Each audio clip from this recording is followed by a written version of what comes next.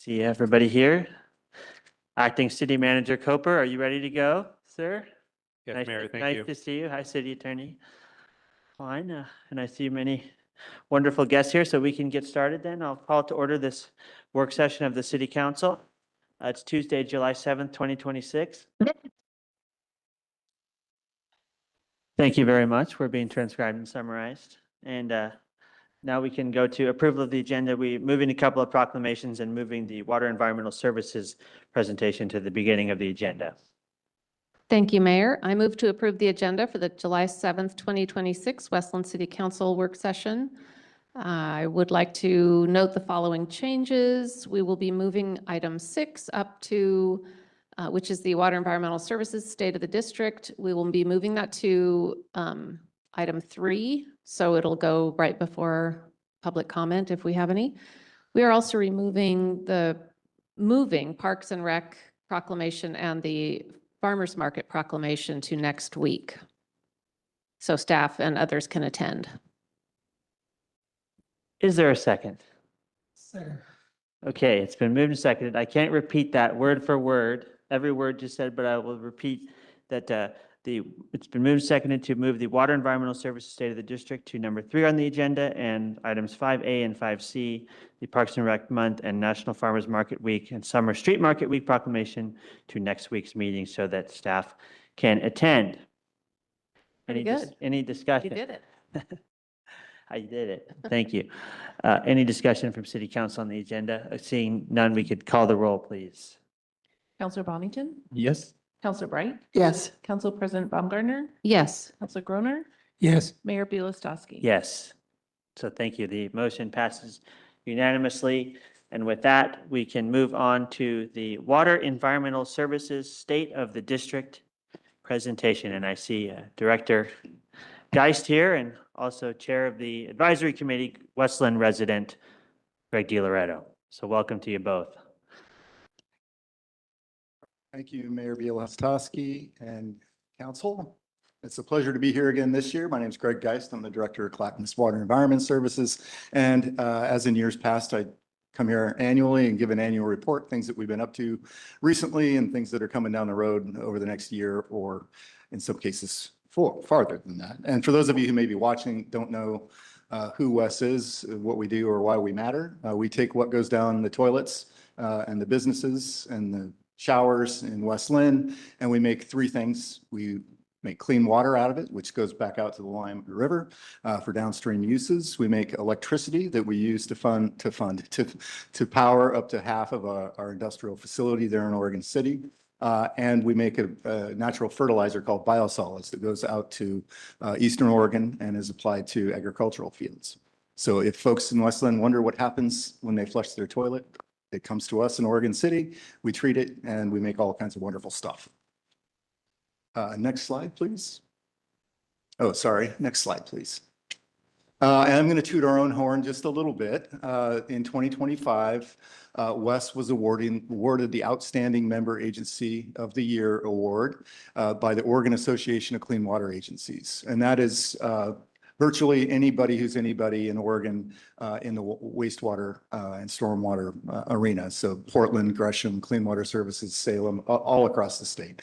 It's the second time we've won it. Recently, we won it in 2019 as well. And I just want to acknowledge that and the hard work of the folks at Water Environment Services every day. We're doing good work for the community and people are noticing, and we appreciate that. Next slide. I just want to review quickly our vision and mission. Our vision is to be a collaborative partner in building a resilient clean water future where all people benefit and rivers thrive. And the operative or the most important 2 words in there are collaborative partner.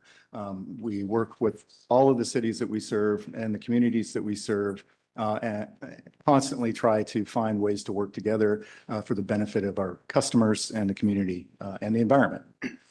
It's core to who we are at WES. Next slide. And again, for those of you who don't know WES very well, this is the area that we serve. We serve about 200,000 people in the urbanized area of Clackamas County. That includes Milwaukee all the way out to the farthest reaches of Happy Valley, and then West Lynn, Oregon City, and Gladstone. as well as Johnson City and the urbanized area of Clackamas County.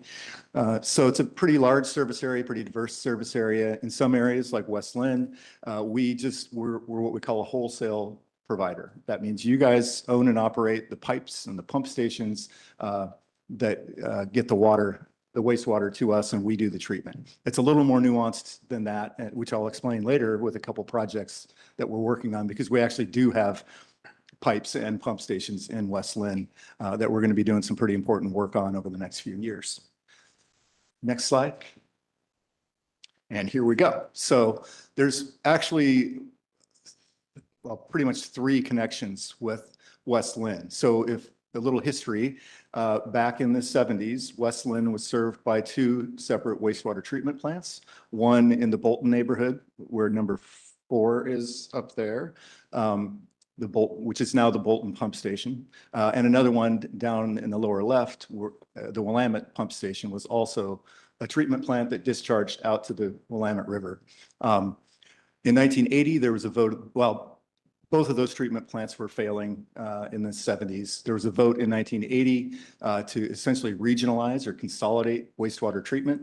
The county at the time was already in the wastewater treatment business up north with our Kellogg treatment plant in Milwaukee. And so the cities got together and said, okay, we're going to consolidate the treatment part of this in Oregon City, have the county take it over. Ultimately, West was formed for that purpose, and we've been off and running ever since. But where those original treatment plants were at Willamette and Bolton areas were converted into large pump stations in order to get the wastewater from West Lynn over the river, under the river, to Oregon City. So right now, the Willamette pump station is what I'm going to focus on.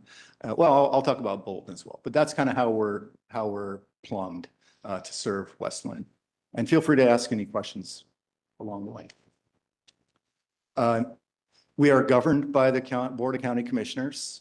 We have a very strong Citizen Advisory Committee that includes folks from West Lynn, including our own Greg DiLoretto as a citizen member and Carol Breik as the elected member on our advisory committee. I will say that the Board of County Commissioners almost universally takes the recommendations from our advisory committee. There's only been one instance that I can think of, and that was slightly tweaking how fast we implement our system development charges over time.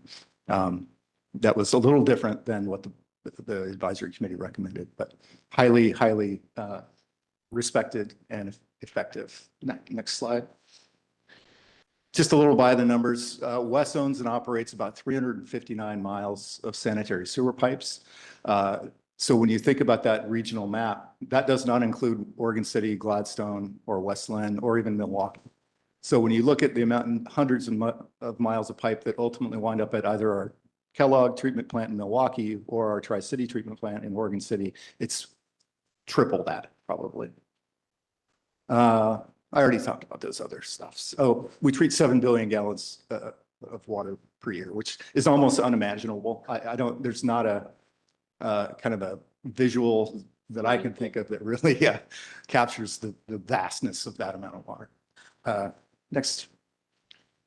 I think what distinguishes West from a lot of utilities and treatment providers is our investment in planning. And we're not just a planning organization, we're a doing organization. We plan and then we follow the plan. So back in 2016, when West, as it exists today, was formed, it really created a structure, a governance structure and a structure for the organization that allowed us to plan far out into the future. Before, we couldn't really do that for reasons I won't get into, but we need to be able to plan for infrastructure that's going to last 50 to 100 years. So we can, as of 2016, we could do that. And so we dove right into that, looking at doing facilities planning for our treatment facilities, collection system master planning that's looking at future capacity needs as well as the condition needs of the infrastructure that we own and operate. Once we had an understanding of that, then we can build a capital plan and a long-range financial plan to deliver that infrastructure over time. So I like to say we're very blessed and unique in saying confidently that we know what we need to build, when we need to build it, and how we're going to pay for it. And if you follow wastewater at all, even just in Clackamas County, you'll be reading about communities that aren't in that fortunate position. And we've gotten there through the support of the community, making sure that people know who we are, what we do, and why we matter, the importance of infrastructure, and the support of our and trust of our elected officials. So thank you very much for that. We're lucky, we're fortunate. We're also pretty good. Last year we won Distinguished Budget Presentation Award and Financial Reporting Award through the Government Finance Officers Association for Oregon. And this year, we, for the first time ever, submitted what they call a popular annual financial report. It's about 12 pages long. You can see it on our website, and its purpose is to explain our budget in a way that an average ratepayer customer can understand. And so we submitted that to GFOA this year.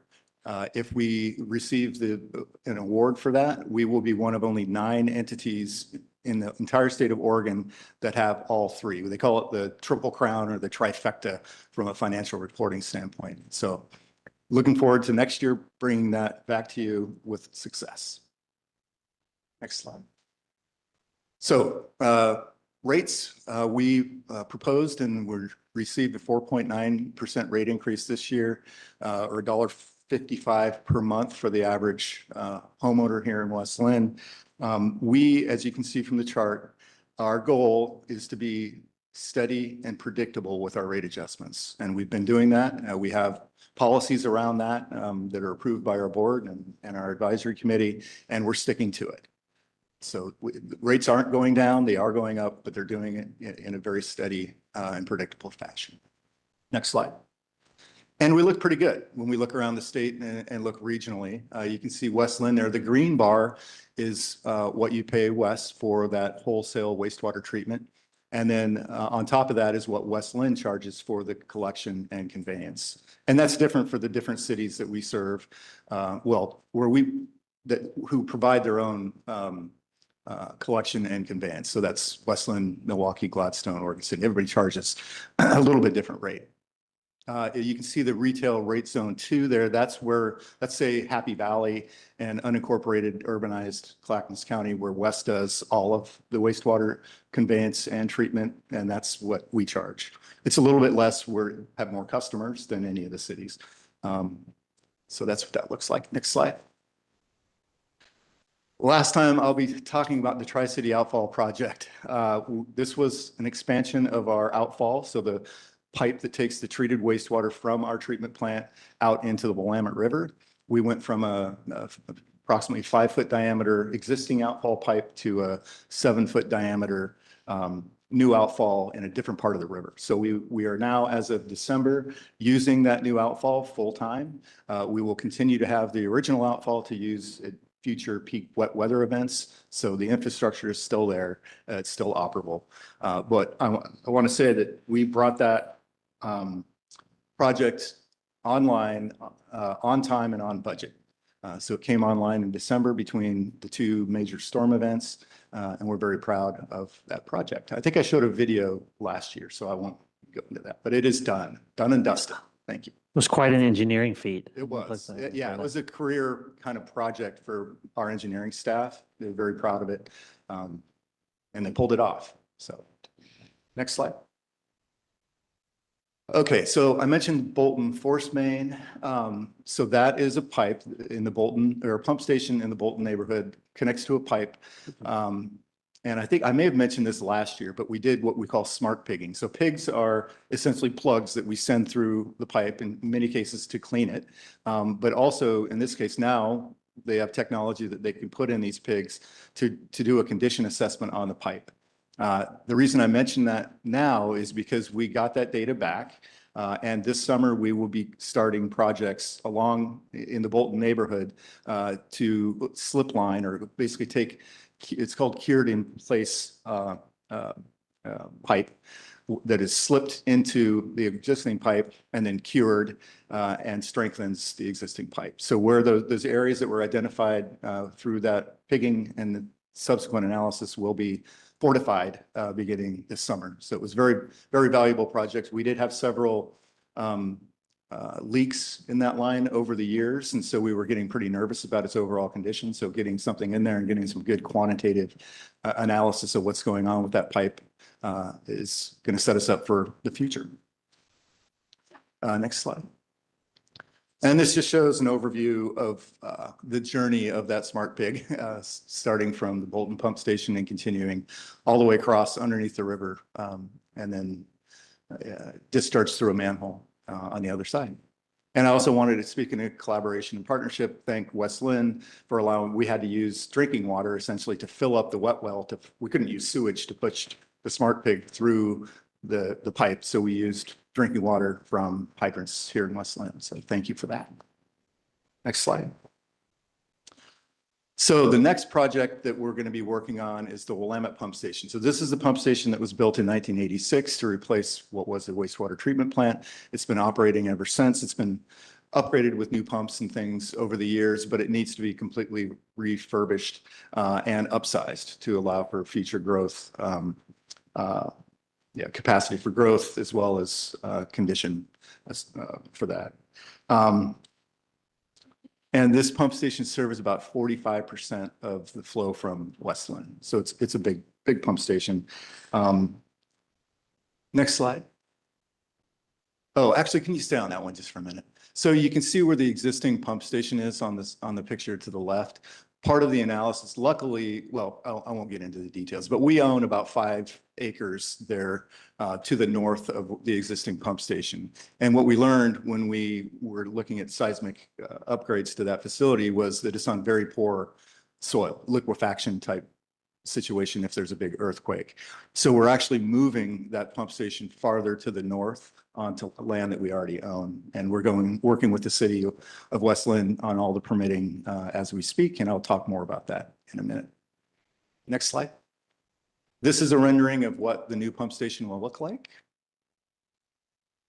We expect to start construction on the pump station part of this in October of 2028, and it'll take about a year. Next slide. So we split the project into 2 phases. So there's the pump station, and then there's the force main that connects that pump station ultimately to get it over the river. We decided to do the pumps or the force main part first. So we're going to start the force main part in August 2027. That will also take about a year. If you look at the blue line, that's the existing alignment. And what we're going to do is go up the 4th Street right-of-way up to Willamette Falls Drive and all the way over to what will be our new pipe over the Abernethy Bridge once that's constructed. And well, go ahead. Next slide. So this is going to be a disruptive project along Willamette Falls Drive. And we've been working on this since 2023 from a public engagement and outreach standpoint, project signs. We did informational interviews with property owners in 2024, direct mail in 2025. We presented to the Willamette Neighborhood Association in late 2025, Willamette Neighborhood Association in 2026. We interviewed businesses and residents that will be impacted by the construction along Willamette Falls Drive earlier this year. And we have an August 2026 Neighborhood Association presentation to the Bolton and Sunset Neighborhood Associations. I want to thank Councilor Bonington. We reached out to them several times and didn't really hear back from them. One call to Councilor Bonington and we got responses back. So thank you very much for that. Next slide. But we take public outreach seriously. We want to be a good neighbor. We want to be a good partner. We want to be transparent. So doing a lot on that front. And if there's things that you think that we can do in addition to what we've done or plan to do, we're all ears. Just again, partnering. We will continue to sponsor movies in the park and music in the park. Also the Old Time Fair Parade, which we will proudly have our West Water Droplet mascot be participating in the parade this weekend. So happy to do that. And I think that's the last slide. Who will be in the mascot costume in the parade? That's classified information? Okay. That's, we Enthusiastic staff member. appreciate that. That's awesome. Yep. And thank you for your partnership. Thank you for helping the Bolton neighborhood with their stormwater pipe or their sewer pipe, excuse me, and for taking care of our community with this important service that you do. I want to open the floor up to the city council. I also want to recognize, before I do that, Greg DiLoretto. Would you like to make any comments? You're an esteemed Westland resident. Well, I would, and thank you for the opportunity. You asked me last year and I said no, and I realized I really wasted an opportunity to talk about Wes. I live in Westland. I've been here for over 40 years. The projects that Greg's talking about were new when I moved here, and so now they have to be replaced, which I find hard to get my head around, you know. I'm also, as mentioned, the chair of the West Advisory Board. And as many of you know, since I retired a number of years ago after a 40-year career in the infrastructure space in the public sector, I have spent my time, in addition to being on West's advisory board, I sit on the Westland Transportation Advisory Board and some other local ones, spent my time traveling around the country and the world talking about the need to invest in our infrastructure. And doing this opened my eyes to how fortunate we are to have Wes serve as our steward of our wastewater system. The planning, thoughtful approach has provided us as customers with a system that environmentally treats our wastewater and properly discharges of it into the Willamette River. And of course, doing that requires resources and a budget. And the county commissioners have adopted the recommendations of Wes and have adopted a budget and have adopted a rates that allows Wes to carry out their mission and comply with Wes's EPA permits. And I can't emphasize how important this is enough to you. And one of my activities is to serve as a spokesperson for the American Society of Civil Engineers on America's infrastructure. And as some of you know, I've been interviewed by the national media, including ABC News, NBC Nightly News, CNN, and others. And these requests always come following some infrastructure disaster. And the question I'm always asked is, how did it happen? And the answer I can always confidentially give them is, because they failed to adequately invest in their infrastructure. And in fact, it was about a little over a year ago, I was contacted by the Akron, Ohio media because they had to do several large wastewater rate increases. And Akron serves about 300,000 people and a little larger than West. And the media question was why? For years, they had refused to adjust their rates to meet the requirements of their system. Finally, the system failed. Akron found themselves under a consent decree from the EPA. And the cost to correct this is far greater than if they just kept up with the system. So me personally, when I applied to serve on the West Advisory Board, and the same is true when I applied to serve on the City of Westland's Transportation Advisory Board, it's because I wanted to be in a position where I was not having to pay for the failure to inadequately invest in our infrastructure. It's just too expensive and it's too harmful to our economic prosperity and our quality of life. And so I say it again, we're really fortunate to have the West folks here taking care of the wastewater. They're doing it responsibly, they're doing it financially, such that we can afford it. Thank you. Thank you for those wonderful comments. And Council President would like to make a comment. And I just want to thank you and say how fortunate we are to have a civil engineering celebrity of sorts in our midst. I know you're a very humble man, but you are the past president of the American Civil Engineers, Society of Civil Engineers, and I think it's just amazing that you're here to share your knowledge with us. And you're right, I have learned so much being on council and being in the position of going to the American Water Works Association, learning about what's underground, what's going on, and talk about unsung heroes, the people that use these and run these facilities, and also the facilities themselves and what they provide for us, and the importance of funding it. As you point out, Greg, very correctly, nobody wants to see their rates rise, but it is very important. So thank you. And I do recognize how important this all is and appreciate you a lot. I echo those comments wholeheartedly, Council President. Thank you. We're very grateful to have you serving on our boards in West Lynn. Greg, any comments from City Council? Councilor Groner? Yes, thank you. Appreciate your presentation. Very impressed by the work you did. Thank you. Just out of my own personal curiosity, you mentioned one of the products was energy. Could you say a few words about how that happens? Yes, happy to do that. So we separate, a big part of the treatment process is separating the liquids from the solids that arrive at our treatment plant. The solids material is organic.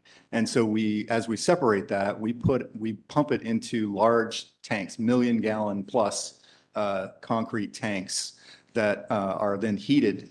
And there's an anaerobic, there's no oxygen in there. And so they essentially act like a stomach. And they're called digesters because they digest that organic material.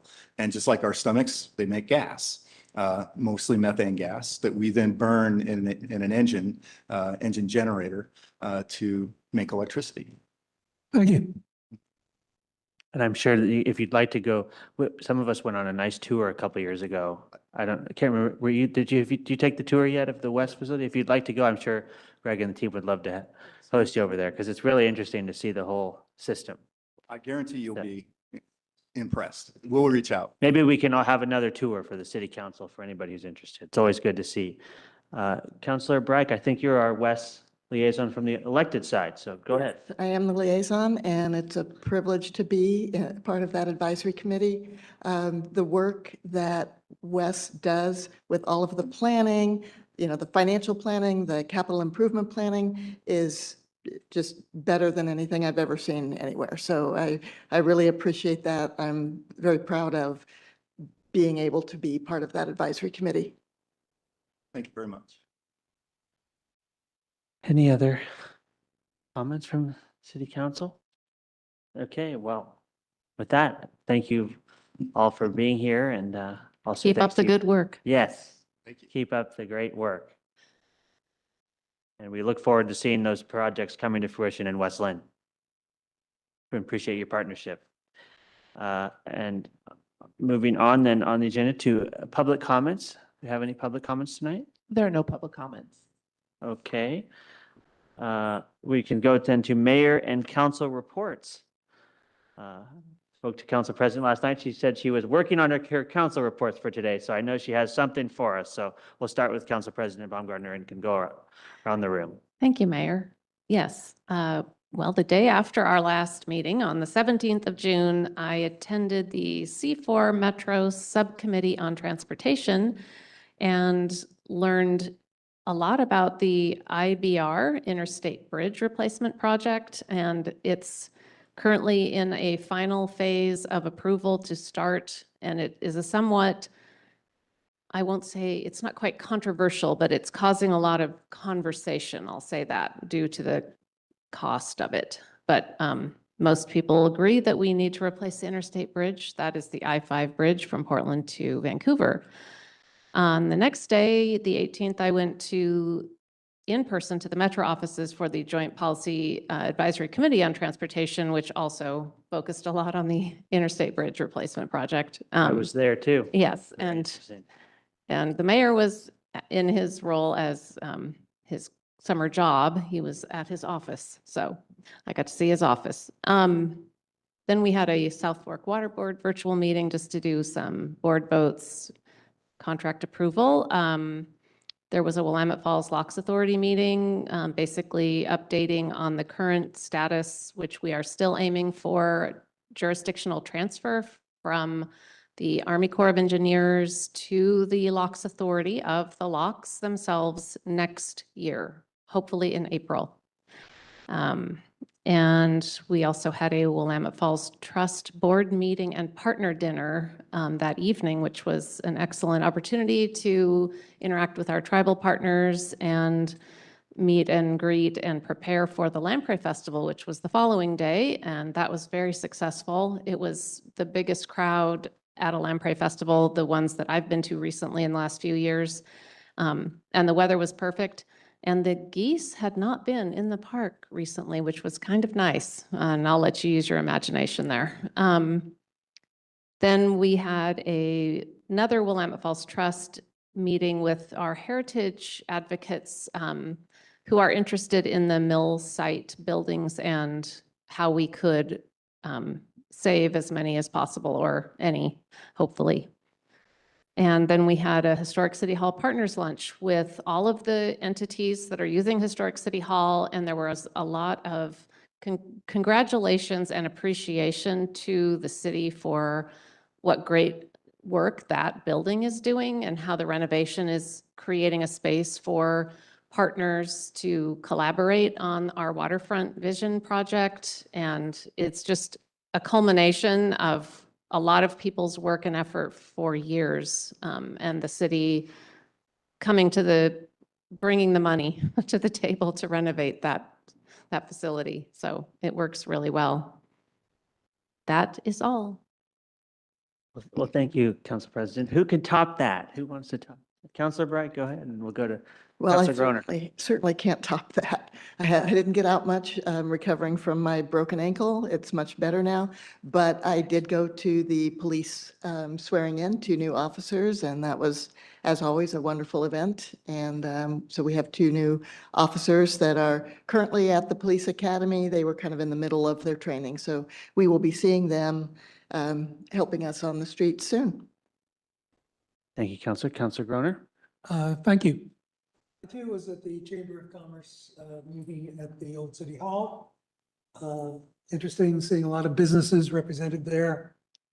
I was at the Lamprey Festival, some interesting Native American dances and speeches and food.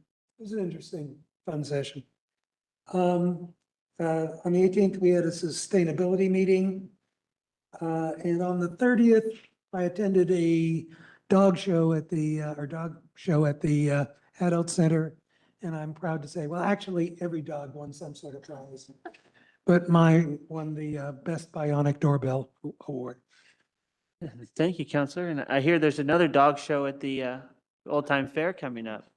Yep, so my dog will be entered, actually, by the way. So that'll be great. Thank you, Councilor. I'll just share. I attended just going back through my calendar, the South Fork Water Board meeting. And then for those, some of you may have forgotten, I'm on the Local Officials Advisory Committee to the Department of Land Conservation and Development. So every once in a while, that committee meets. It's called LOAC. And so I attended their meeting, and we talked about the housing production strategies submitted by all the cities and had a report on that. And I emphasize the need to continue the grant funding to the cities as we move towards implementation, which we're going to talk about today. And also attended Coffee with a Cop with our city attorney a couple weeks ago. So that was very fun at the Willamette Coffee House. So with that, we can close out with Councilor Bonington. What's your report from the last couple of weeks? I sure seem to spend a lot of time on this city council business to have nothing in the past to report for the last 2 weeks. But I do need to make a plea on behalf of the parade and the organization of that. Volunteers are badly needed for Saturday. So if anyone happens to be watching or could get the word out, that would be very helpful. That's a good reminder too of the whole Old Time Fair happening this weekend, starting Friday, going through Sunday. And the Old Time Fair will be, I think, at 10 o'clock on down in Willamette, and some judging and things before then for all the awards. Yep, parade 10 o'clock, fair all day. So looking forward to that. And so if anybody would like to volunteer, I'm sure they can contact Rebecca Hollenbeck. Thank you, Council. Great reports. And Council President has one more thing to add. I just want to recognize that the pollinator event happened on also the evening of the 25th. And I was a little bit done in by walking around in my lamprey costume at the Lamprey Festival. So I wasn't able to attend, but I have been going just in the evenings with my family sometimes to enjoy the pollinator garden. And I would recommend it to anyone. It's just so lovely. And every time I go, it's different. Different things are blooming, and it's so well cared for by the volunteers, led by our recent community recipient of our award, volunteer award, Cheryl Borden, and we appreciate all of her work.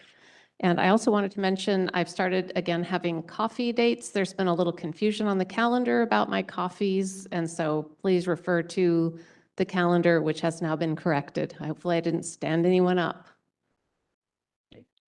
Thank you, Council President, for that clarification. And with that, we can then move on to the proclamations. We have one today, which is the Disability Pride Month. And for those anxiously waiting, the Parks and Rec Month and National Farmers Market Week will happen next week, as we said earlier. So I will read the Disability Pride Month proclamation. Whereas Disability Pride Month, observed every July, commemorates the signing of the Americans with Disabilities Act on July 26, 1990, a landmark civil rights law that prohibits discrimination against people with disabilities. And whereas Disability Pride Month recognizes the history, achievements, experiences, and contributions of individuals with disabilities and recognizes the important role that they play in strengthening our community. And whereas this observance is the call to advance inclusion, accessibility, and equal opportunity by removing barriers that limit full participation in community. And whereas the City of West Linn is committed to fostering an inclusive and accessible community by supporting equitable access to programs, services, facilities, and public spaces for all residents. And whereas Disability Pride Month recognizes that people with disabilities are an integral part of our community whose talents, perspectives, and contributions strengthen the social, cultural, civic, and economic vitality of our city. And so now, be it proclaimed by the City Council of the City of West Linn that July 2026 is Disability Pride Month, dated the 7th day of July 2026. Thank you, everybody. I'll sign the proclamation and issue it after the meeting. And moving back then to the agenda, we will move to item 7, which is the West Linn Housing Production Strategy. And we have members of our planning department here. I'll turn it over to Steve Coper to introduce the topic.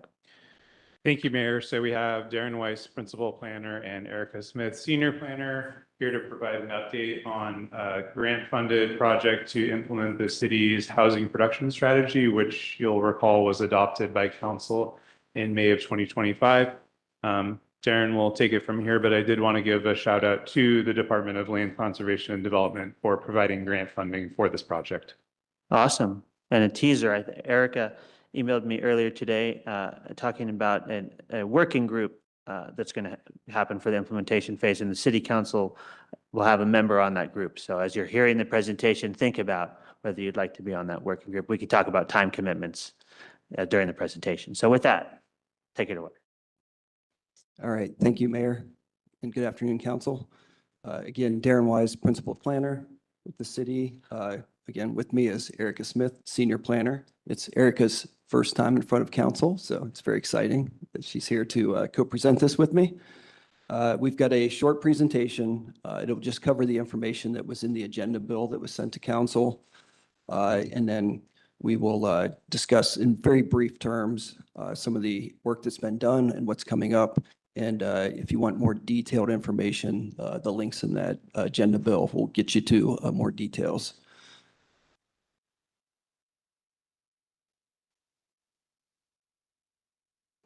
Sorry, skipping forward here. All right, so the goals of the work session, we're going to do a brief recap of the implementation of House Bill 2003, a briefing on the housing production implementation project, which we are just commencing right now, and then 2 requests from Council on direction for appointing a working group, and then as the Mayor just mentioned, Councilor on the other working group for the second component of the implementation. So I'm just going to give a brief history of how we got to this point. House Bill 2003 was passed by the Oregon Legislature in 2019. It was called the Housing Needs and Production Bill. It required communities to do certain actions, and it was really intended to help communities meet the housing needs of Oregonians. There's been a housing crisis in the state of Oregon for a while now, and this bill was intended to help meet the needs of Oregonians through these actions. The city of West Linn, out of this bill, was required to do four things.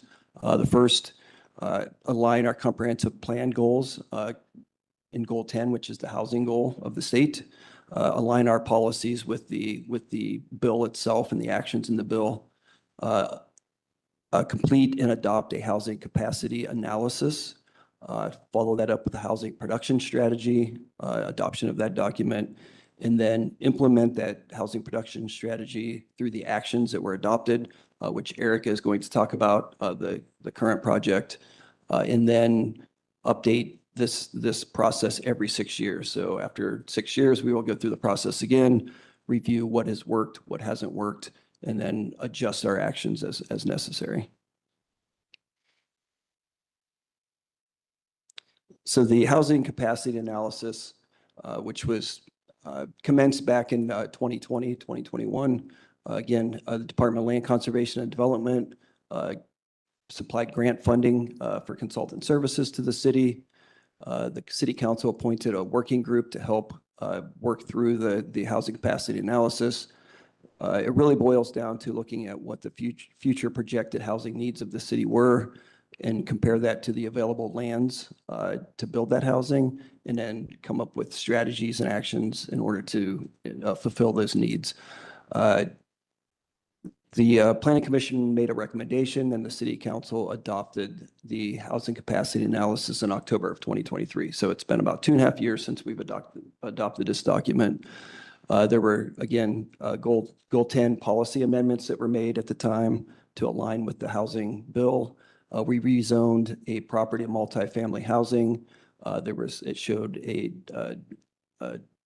lack of enough multifamily housing to meet the community's needs. So the council at the time rezoned the property, rezoned a couple of properties to align with comprehensive plan designation at the sites, and then applied zoning to a property that was not zoned at the time. So some small actions at the time of the adoption of the housing capacity analysis. The city then followed that up as required by the bill. And again, DLCD provided grant-funded consultant services to help the city with the process. The city council, again, appointed a working group to help work through the housing production strategy process. The working group consisted of some affordable housing providers, some local developers, the Home Builders Association. There was a member of City Council and the Planning Commission, and the Neighborhood Association Presidents Group on that working group. The intent of the housing production strategy, again, is to identify actions that would address the identified housing needs from that housing capacity analysis.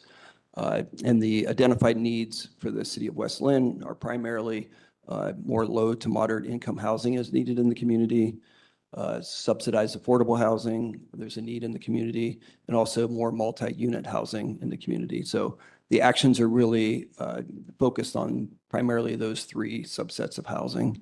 And again, the Planning Commission went through a recommendation process and City Council adopted the housing production strategy last May. There were 12 adopted actions. They're in the image here on the screen, probably too small to see, but you can get to it through the link or finding the housing production strategy on the city's website. And they're divided into some near term, the first 3 years of the 6-year cycle, and then the longer term, the last 3 years. And Eric is going to talk about 6 of the adopted actions that are the near term, which we are just beginning to work on currently. And I will turn it over to Erica. Hello, I think I've met most of you in person now, but I just wanted to reiterate that I'm very happy to be here. I've really been enjoying my first several months here and feel very welcomed by the community and by my coworkers. So I'm excited to keep this work going. As Darren mentioned, we're now working with 2 consultants, one more focused on the land use items and one more focused on the kind of financial incentive action items to work on implementation. I think at the 3-year mark of the 6-year cycle, there will be an evaluation by DLCD where we'll have to show what progress we've made on meeting our housing capacity analysis goals. So while we're not, I think, yet tying really aiming for any certain production numbers at this point.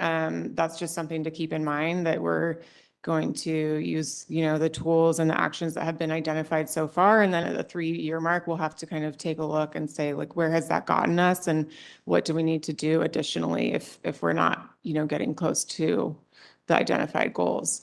So the first set of actions are related to zoning changes, either rezoning land or updating different zone code elements to incentivize the target types of housing in those zones, including incentives for workforce and affordable housing. And that will go through the land use process because those are land use items. And so we're hoping that council will confirm that the Planning Commission can be used as the reviewing body for those actions. And then Planning Commission will make a presentation to Planning Commission and get their feedback, and then we'll make a recommendation to City Council on adoption of those items. So per our code, there is the option for City Council to appoint Planning Commission as the reviewing body for those items to make recommendation. The alternative would go through a multi-months long process through the Citizen Involvement Committee to create a separate working group, which wouldn't really line up with the timeline for this project, which is why we're recommending using Planning Commission as that body, since they are already familiar with land use hearings process. So yeah, that's our one of our asks of council today, is to consider appointing Planning Commission as the reviewing body for those items. The other side of the action items are related to financial incentives, because those aren't related to land use. We'll have a project working group that has representatives from the city finance department and public works, as well as community development. We're reaching out to representatives of the affordable housing development community, as well as traditional home builders. Also the Clackamas County Assessor's Office, to all kind of weigh in on which financial incentives will be the most effective and which are also the most feasible. So they'll give us feedback, and then we'll bring those items to City Council for approval. The items are updating system development charges, which the cities, we're only going to be looking at the city's portion of those rather than the SDCs that are charged by the Tri-County Service District and South Fork Water Board. So looking at, one is updating the methodology for how SDCs are calculated so that it would be more favorable to the types of housing that we want to incentivize. Another kind of lever that we can pull is looking at waiving or exempting certain types of housing development from some or all of the city's portion of the SDCs.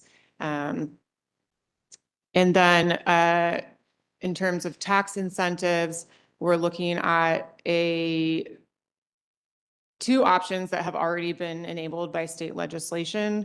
So one is a low-income rental housing tax exemption that would provide a fixed-term exemption from property taxes for affordable rental housing, and it would lower the operating costs for affordable housing providers, essentially subsidizing the low-income housing in effect. And then for ownership opportunities, another limited tax exemption would offer a limited term tax exemption for owner-occupied homes that were purchased at a sale price that is related to a certain level of, I think, median sales levels, but I think it's connected somehow to income levels also. Our consultants will be able to kind of get into the nitty-gritty on those details of how those can be calculated. But essentially, having kind of 3 different options for how to make home ownership and rental opportunities more affordable on both the user end and the developer end.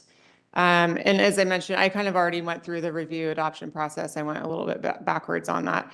But as I had reached out to Rory earlier, we are hoping that one of you all will have some time to join that project working group. We are hoping it's going to be a pretty low time commitment.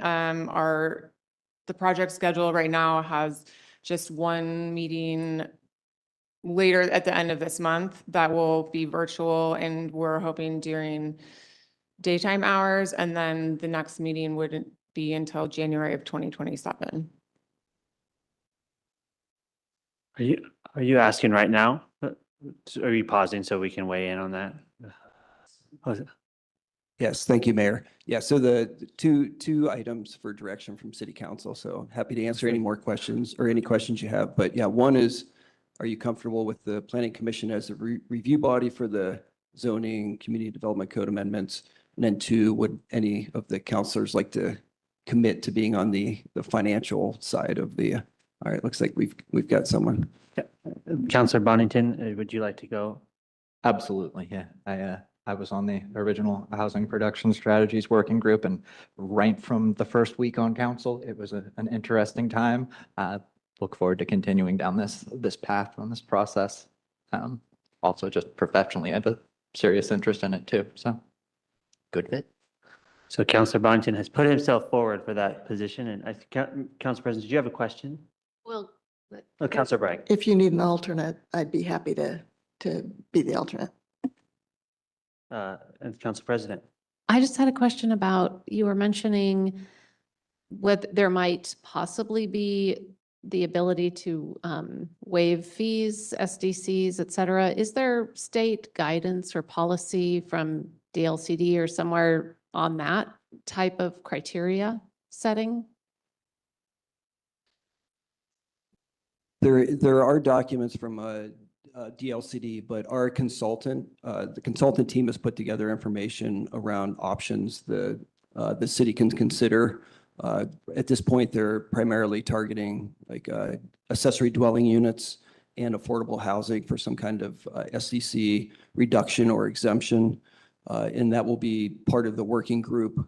The first meeting of the working group will be presenting the options and then getting feedback from the working group on which ones they recommend exploring further.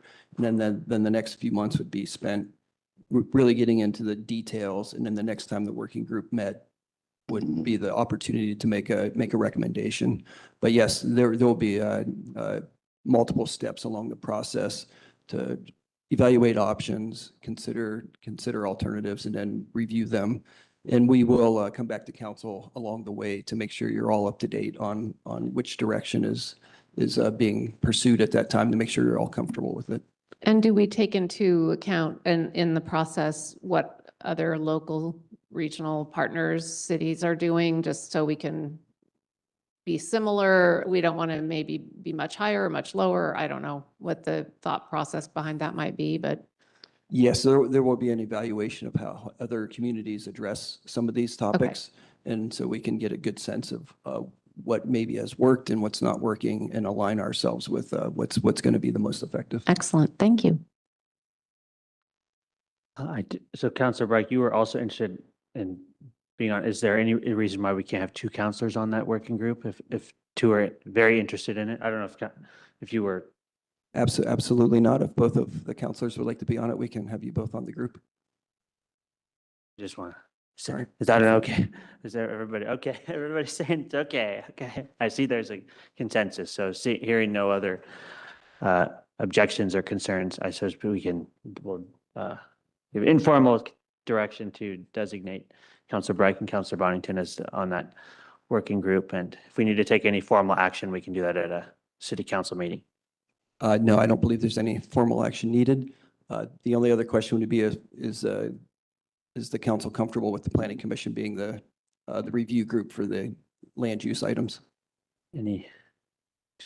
Just looking for head nods or thumbs up, or any objections to that approach. I see none. Otherwise, we have to have months-long process to appoint. Do we want a long bureaucratic process, or do we just want to have the Planning Commission do it? I see some head nods, and so, okay, we can proceed forward with that approach, and appreciate you both being here, giving the presentation. And Erica, we're very glad to have you here and welcome again. Look forward to continuing to work with you. And the journey continues on the housing production strategy. So thank you. We'll hear more about it soon, I'm sure. All right. Thank you very much for the direction. Okay, Councilor Groner, go ahead. Do we have any statistics on how much housing has been produced in the last year or two? We could get those statistics put together and get them to you. If I remember correctly, the first 2 years of the middle housing, after the middle housing rules were put into place, we did a 2-year check-in in 2024, I believe it was. And it essentially had doubled the amount of housing that could have been built on the parcels or lots where the middle housing was built. But we can actually get council a figure of how much housing's been produced since we started all of this work. Thank you. If it's not too hard by the next time we meet on the topic, it'd be nice to have some. Yeah, numbers. it's no problem. We have to do reporting to the state every year, so we can just pull those reports and get them to council. Sweet. Appreciate it. Sounds good. Well, Mr. Coper, any final thoughts on this topic as the Community Development Director overseeing it all? No, thank you. I want to just commend these two for their great work on this project. So, thanks. Well, with that, we can continue on then on the agenda, and thanks to councilors for being willing to serve on the advisory working group. And on the agenda to the Code of Conduct / Civil Exclusion Policy for city property. And this is kind of a long-term follow-up to our guidelines for civil discourse that we've had for a long period of time, but don't have a lot of teeth to them. So happy to turn it over to City Attorney Klein. I know you've worked closely with HR on this matter. Thank you, Mayor. I think I might first turn it over to Steve to introduce the topic and discuss some of the concerns that came to the admin staff. And then I will go ahead and walk through the proposed policy with you and explain the different provisions. Sounds great. Thank you. Go ahead, Sure. Steve.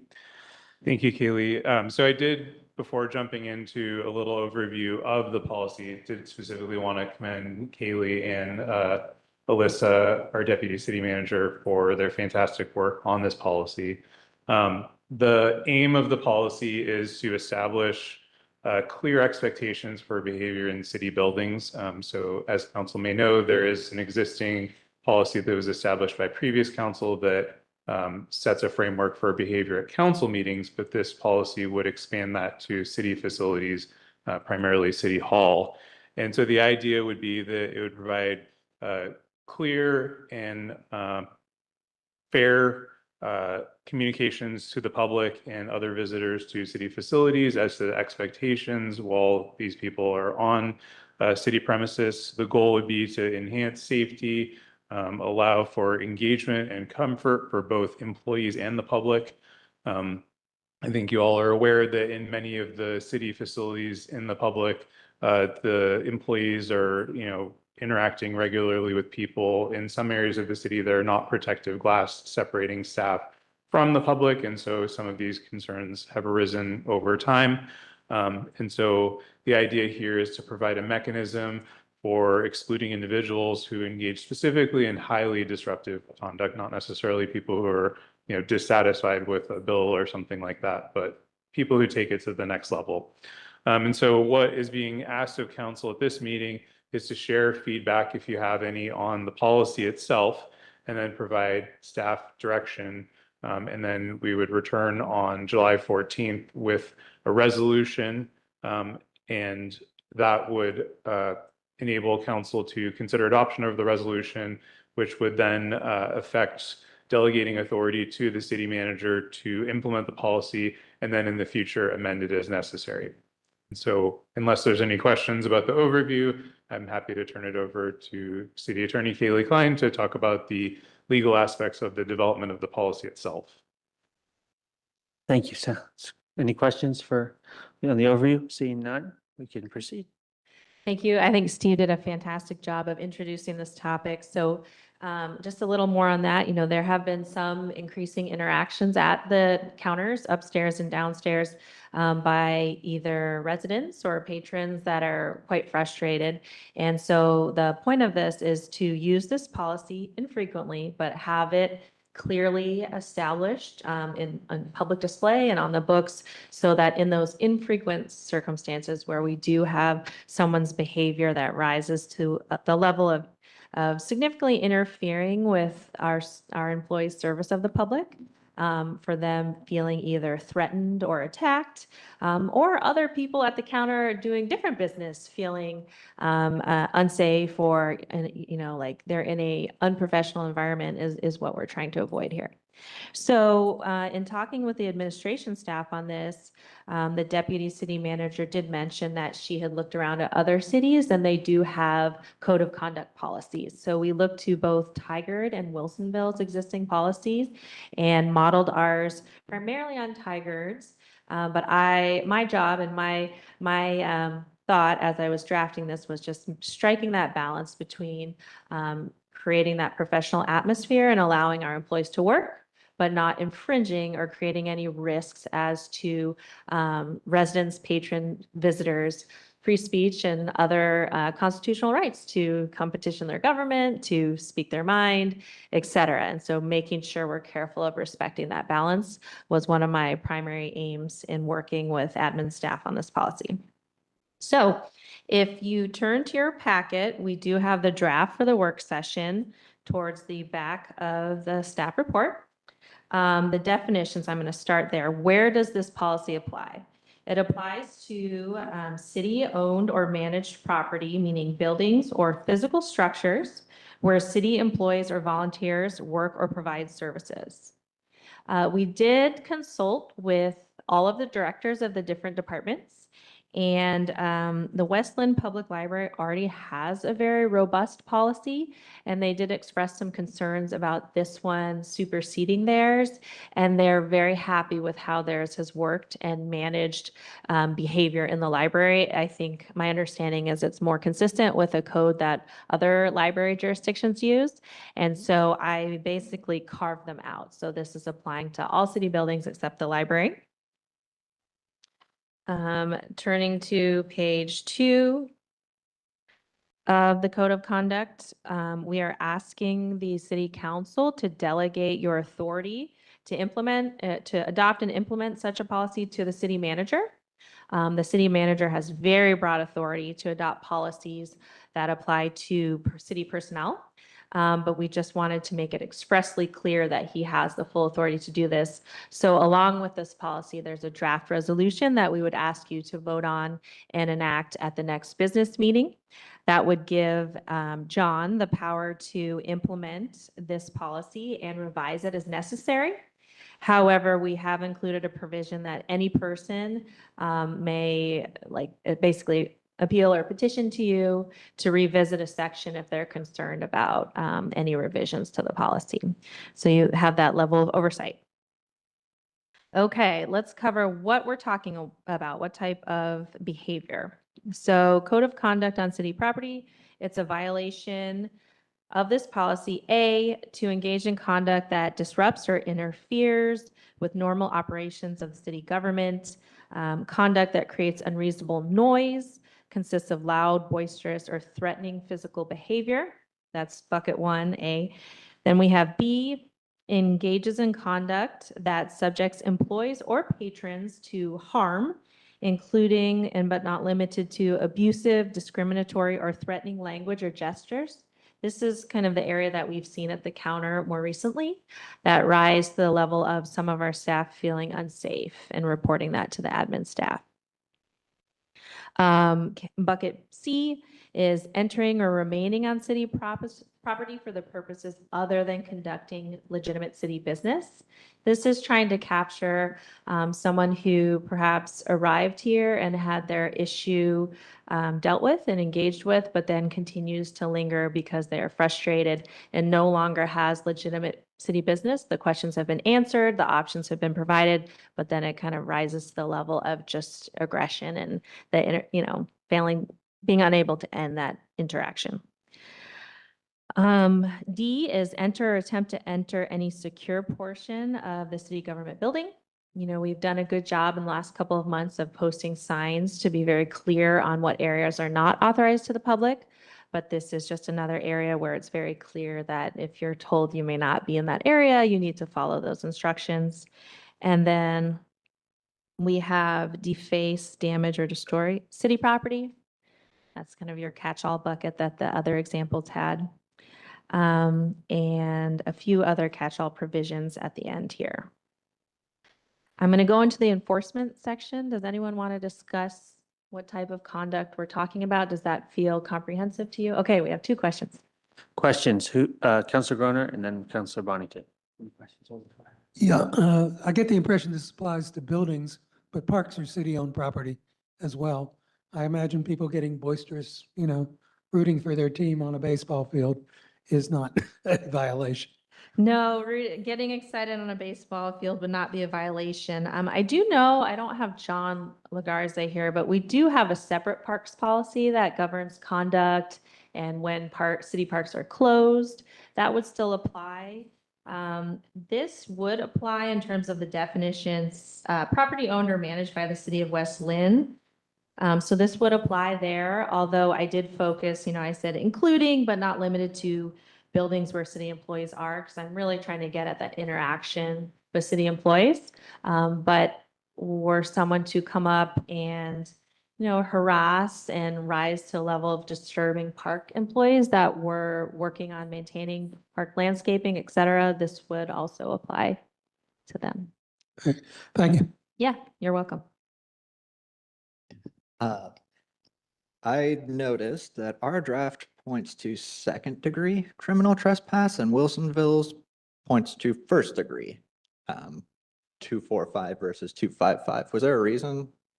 Just we went with one over the other? I won't pretend to know Well, the difference, but- and the second degree is a lower violation. I think in general, we wanted to test this out and see how it works as implemented.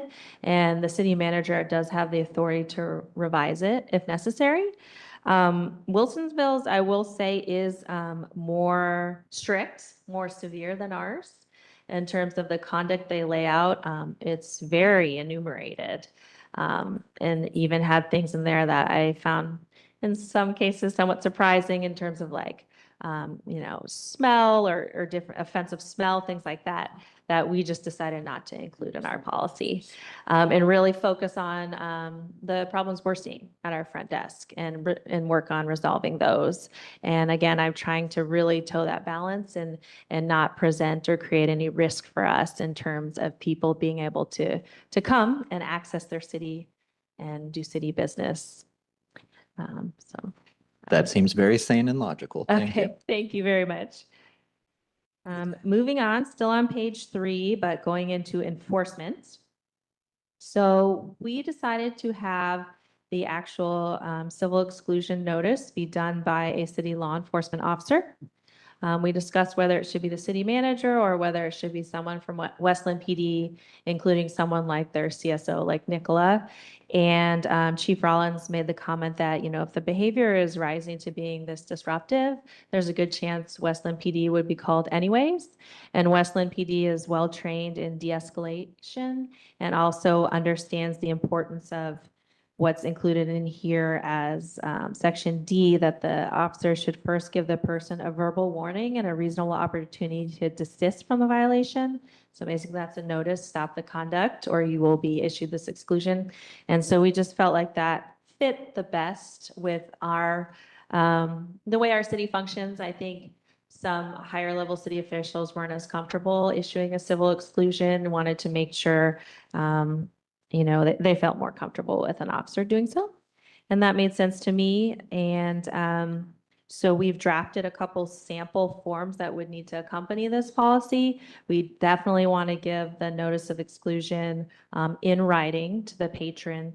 And so Wilsonville had an example that was very straightforward and clear. If you support this policy, want to move forward, we'll make sure we adopt that to have West Lynn language there. And then the final piece besides, the officer giving notice to cease that conduct and an opportunity to do so is the right to appeal, which I really think is important. All the policies have that, and that's to just ensure that the person has due process if they disagree with being excluded from city property for a term of 30, 60, or 90 days, that they can appeal that to the municipal court judge. Speaking of the time, in section E, where it says written notice will be given, I realized today that we didn't include in there the length of the exclusion.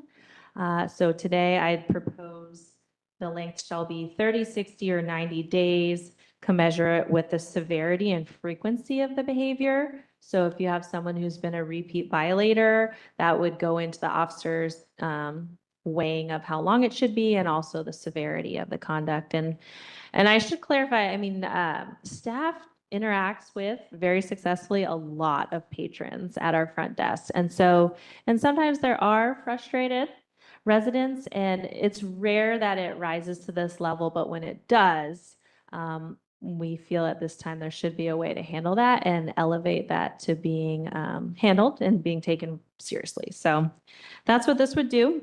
The right to appeal would be provided to that person who's in violation. They can request that opportunity before the municipal court judge. We coordinated with Rhonda and Rhett Bernstein in the Muni Court to ask if this process made sense to them and comported with their current procedures. They said yes. And currently we have the hearing procedures be that it would be the soonest available municipal court docket, which, as you know, is biweekly every 2 weeks. So depending on when the violation occurred and the appeal is requested, this person would be stuck on the soonest available docket. The city would have the burden of proving with evidence the validity of the exclusion, which is another protection for the person who's been in violation, to just make sure we're not violating any rights. And the municipal court judge has the authority to affirm it or to rescind it or reduce the amount of time of the exclusion. So that pretty much covers the policy. I see at least one question here. If one has been excluded from the building but appeals, how can one then come to the building? I'm sure you've thought of this, but It's in here. It's in here. The language that applies. Basically, they do have the ability to come in for that hearing, and there's even a section on variances that says they can apply in writing to the municipal court for a waiver of some or all effects of the exclusion. For example, if there's someone who comes in and they're not able to pay their bills online and they come monthly to pay with Nancy, they can have a variance for just that activity. And again, it's really important to make sure we're open and receptive to the public because we provide such an array of services. And so I think the variance does a good job of covering those instances. Thank you. Good question. Thank you for the overview of the whole thing. Appreciate it. Any questions from council? Well, we can have kind of discussion and comments, and the ask is really about, do we want to bring this back for adoption at a future meeting by resolution, correct? Not an Yes. ordinance? Okay. Council President, go ahead. Thank you, Mayor, and thank you for all the work and diligence that you have put into this. And from the very first times that I started to attend city council meetings and from working with students with special needs in schools, the fact that a lot of people feel unsafe when there's something happening that's amounts to elevated emotional behavior. Right. So for me, this is about access. So as you point out, if there's a situation happening that it may not involve someone who's also trying to do business with the city at the same time, that's an accessibility issue for me personally. And I strongly believe, as you have pointed out, people's right to appeal to their government and also to voice complaints, and it's acceptable. But when things reach a certain level that it's causing our staff to not feel safe, again, that's about a workplace environment that's we have a duty to have a good and healthy workplace environment for our employees and staff. So I appreciate all of this, and I do believe that this is an important new policy. I will support it. Thank you. Any other comments? Thank you, Council President. I do agree with your statements tonight. Councilor Bright. I just want to say delegating to the city manager is absolutely appropriate because we're not here all the time. So this is where much of that, if any, behavior is going to be taking place. So that way he has the ability to update the policy should it need it. I support bringing the policy back as well. Appreciate all the work that's gone into it. And we just want to keep, I think from the city council standpoint, we want to make sure that everybody on the frontline staff feels safe in their job. And so concerning that there's been times where they haven't, and we're following suit of other cities and making sure we have a really carefully crafted policy that reflects the need to keep the workplace safe and, well, encouraging people to come in and be civil and respectful of staff. So, Exactly. I think that's a great summary of the purpose here and the aims. thank you. Any other comments or any, Councilor Bonington, Groner, are you okay bringing this to a work session a city council meeting for approval? Would that be July 14th?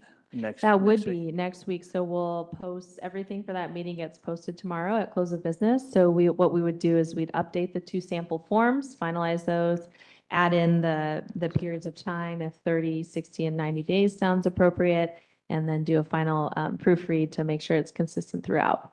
And that's the changes that would occur. Sounds great. Well, we will do that. So we'll post it tomorrow and consider it next week for adoption. Anything else on this topic or closing comments? Okay. Well, thank you. Thank you for your time and feedback. Thank you.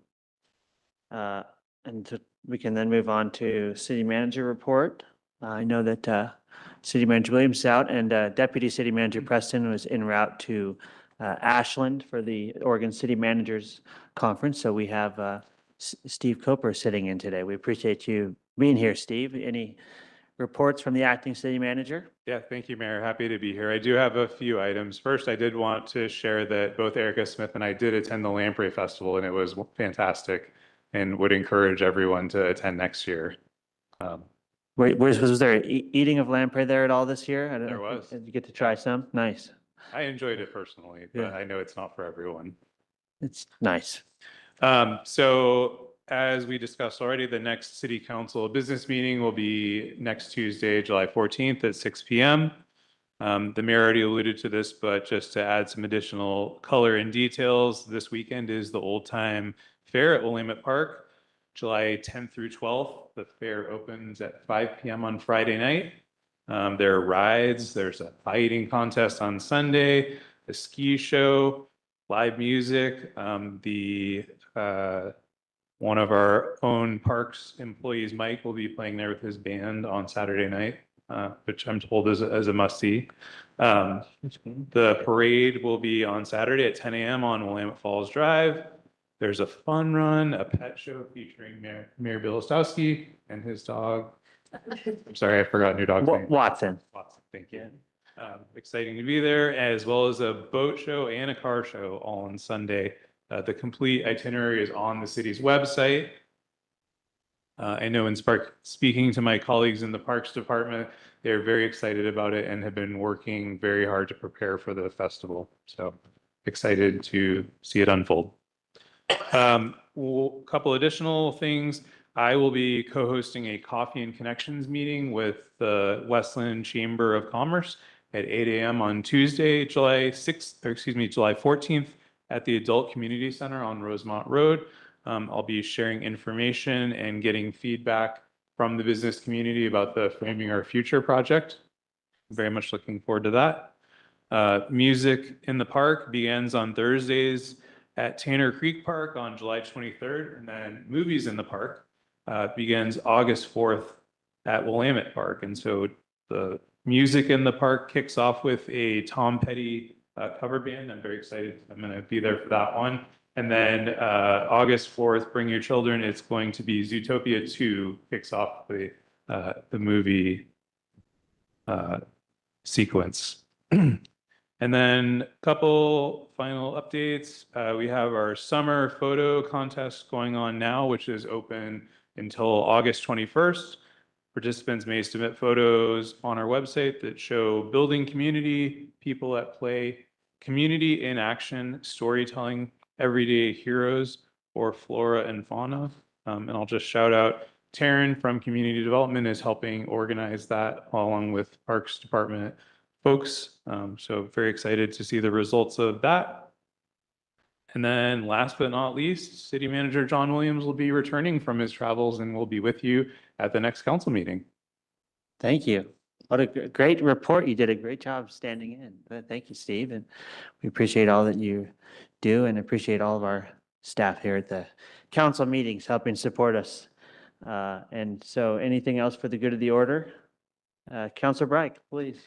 I should have taken some still photos. We had a group in Robinwood of about 10 or 12 residents that helped us pull weeds out of the bioswales next to the Cedar Oak sidewalk last weekend. So we had a really good turnout. We had neighbors that pulled their yard debris buckets out, so we had places to put the stuff, and we got them looking a lot better. Oh, it's awesome. Thank you. Thank you for your volunteer service there. Anything I'm just going else? to add one more note on to Steve's point that John will be back for the next business meeting. I will actually be away for that meeting. I'll be on vacation, but our wonderful honors attorney, Kristen James, will be here in my stead. And that is actually her last day with us. So she will end with the business meeting that evening, helping with the adoption of the policy and any other issues. And I hope you take that opportunity to thank her for her service because she's been truly exceptional. Thanks. Sounds good. We appreciate that. She's been with us for almost a year, is that right? That really flew by. Oh, my gosh. And luckily she Too was, fast for me. Yeah. she'll still be somewhat working with the city with Barry Elsner. So we're looking forward to that and I appreciate the flagging that. The last day came up on us. So look forward to that meeting next week and hope you have a nice time out of the office as well. Thank you. With that, seeing nothing else from council, we are adjourned. We'll see you on Tuesday.